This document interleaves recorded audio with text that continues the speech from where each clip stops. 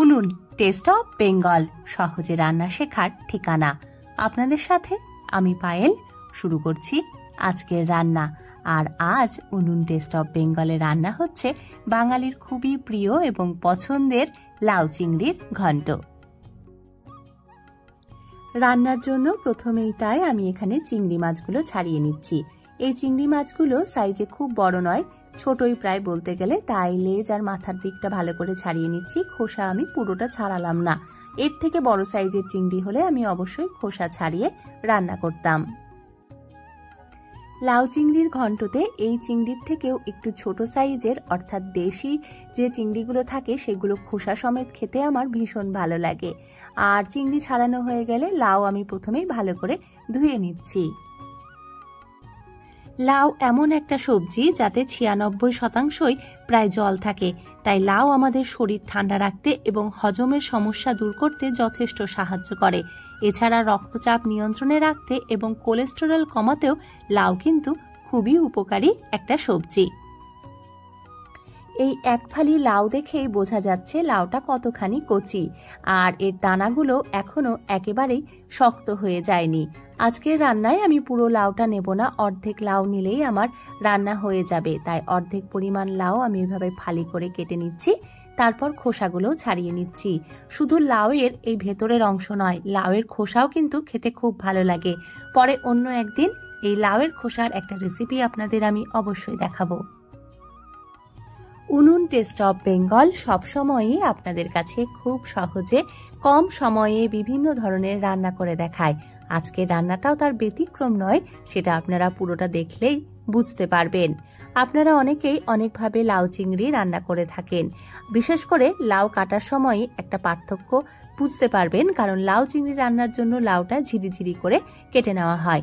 আমিও করি, তবে আজ অন্যভাবে রান্না করছি, খুব কম সময়ে এবং খুব সহজে। তাই তো এই লাউটা আমি ডুমো ডুমো করে কেটে নিচ্ছি।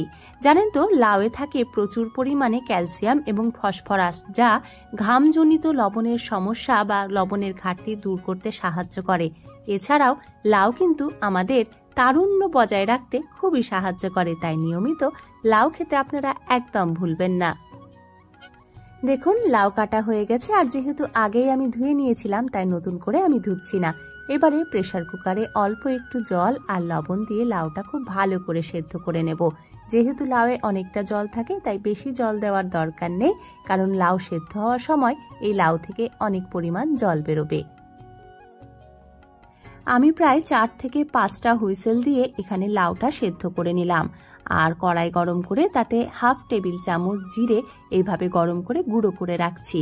এরপরে কড়াইতে রিফাইন তেল দিয়ে আমি ভেজে নিচ্ছি নুন হলুদ মাখানো চিংড়ি মাছগুলো। আমি এখানে রাইস ব্র্যান তেলে রান্না করছি, তবে আপনারা চাইলে সর্ষের তেলেও রান্না করতে পারেন।